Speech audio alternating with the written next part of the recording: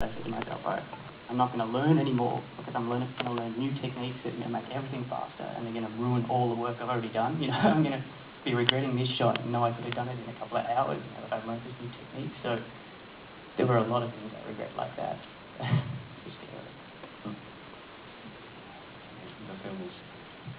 Okay, thank you.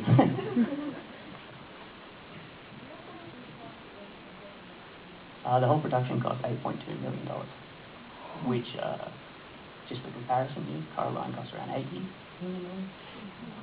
Oh, God. Crazy. Actually, I think the Australian public is kind of resistant to animation, which is a bit sad, really. So I think the film that's doing really well in Australia at the moment is Samson and Delilah, that came out a little while ago. I don't know if anyone's seen that.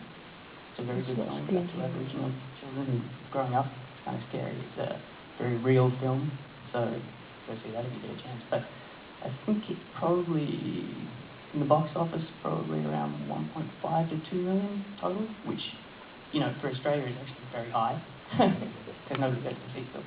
They're massive blockbusters. Is Merrimax coming out on DVD soon? It certainly is. Actually, I think the second screening at Animation Nation is on Wednesday, and the DVD comes out in Australia, and the Blu-ray on Wednesday. Coming Wednesday. 21st, right?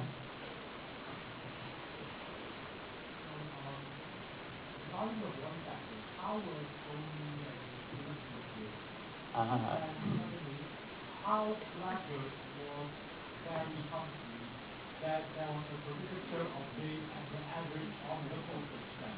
Yeah, no, it's a bit like that. I think also the Blind Man is also loosely based on Barry Humphries. If you can watch that again, he does kind of look like a young Barry Humphries. I think there's a couple of making-of segments and stuff like that I'm not sure will ever come to the light of day.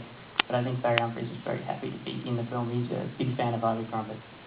Harvey Crumpet is also in the film. He's actually in the ink supply shot. Yeah, you found it. Wow. Yeah.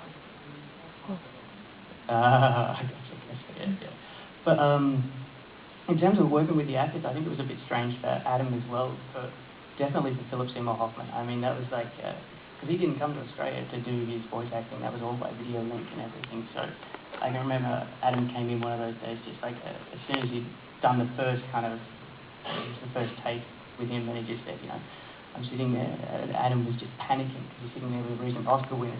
It's like Adam's won an Oscar, but he's still like, I didn't like it. He's standing there looking at my big bald head all the time, because they're just right at each other's faces, like on the screen. So I think that was a bit strange. And Tony was very nice, and Eric as well. Eric came in for a little bit to the studio. That was cool.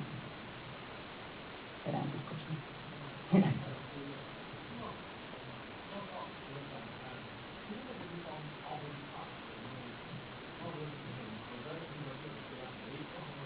I'm not sure. I think they all schedule it kind of nice. I'm pretty sure Adam probably stayed up late, I think, with Philip Seymour Hoffman, yeah. I think that's how it would have worked. I'm pretty sure they shot it, they did it over a weekend whenever Philip was available, because I think he was shooting something else at the time. I'm not scared.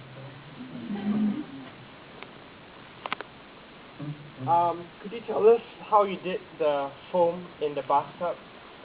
Oh, yeah, that's actually like the little tiny polystyrene balls, I think. Scarily enough, they built all those and just put them up and then just pop them off. But there's also some, I don't know too much about it, but there's a lot of sprays and foams and things like that used for foam. And it's just, it's a matter of time lapsing it and then it kind of dissipates. Anything else after this? After this for me? Or you mean for Adam? I think Adam is still kind of touring around everywhere. I think he's just been to France and in America because we're doing the LA release, so hopefully get an Oscar nomination is the idea. That's what the release is for on the Sundance channel, I think. And it's doing really well in France as well. Surprisingly, the French seem to love this film. I don't know why. I know something about the French anyway. But I think Adam's beginning to write again, which is good. I think he'll do something else. As for me, at the moment I'm working here in Singapore, so it's a bit different. Since you're not okay in Singapore, any chance that you might collaborate with local animators? Oh, most definitely, any chance I get. I'm actually working on a little stop motion film at the moment with some friends of mine. It's going to be very good. Hopefully you'll show it. What's your current daytime job? Would you like to talk about it? Sure. I'm currently working at Double Negative here in Singapore. There's some big films out there, just training up. I think some of the guys are still here. I see you guys. Yeah, you can clap if you like. Yeah, so working out there and Double Negative, working on some big stuff. So that's really fun to work on all that. Do you have any more questions? Nothing about the story, nothing about the edit, nothing. One last question. Uh-huh.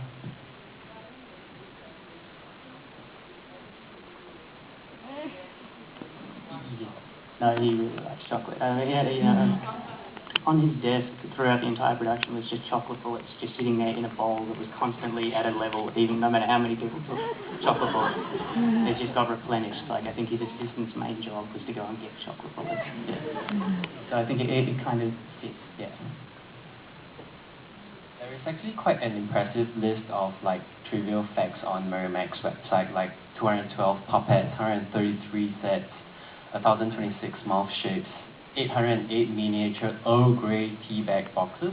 Did you help make any of those? Actually, I think the Earl Grey tea bag boxes, I did actually make a couple of them. I think everybody on the production made a couple of them, pretty much, because at the time we just had one guy making them, and when he hits 200, he doesn't want to make any more. So it's just kind of like, oh, you're on lunch, or you just got a break, you have nothing to do, all right, make some boxes for us, okay, cool, all right. Because they're all like a wooden box with a nice little coat on them and everything. It's just kind of crazy. What happened to all the sets and models after Merrimack's wrapped up? Adam smashed them all with a big, huge hammer most of the time. Adam didn't want any of the sets to get out or anything like that. He doesn't want people to have souvenirs of the film. It's not in a horrible way at all. It's just when he ends his films, it's over. It's not that he doesn't want to see it again. It's just a part of his life that's finished. So I think one of the final moments I can remember is in the art department when everything's packed up and it's all empty, and it's the size of this room, and in the middle is the Empire State Building on the ground there, and Mel and Adam went in with sledgehammers and smashed that set, and it's all on footage. It's actually quite interesting, but they smash it and they cover it with black paint and then they throw it in the bin. Hopefully no one ever found it. A bit crazy, I know, but yeah, it's still fun. All right, thank you, Mick. Please give him a round of applause. Please introduce your host, Mick. If you're just hanging around, if you would like to know him better.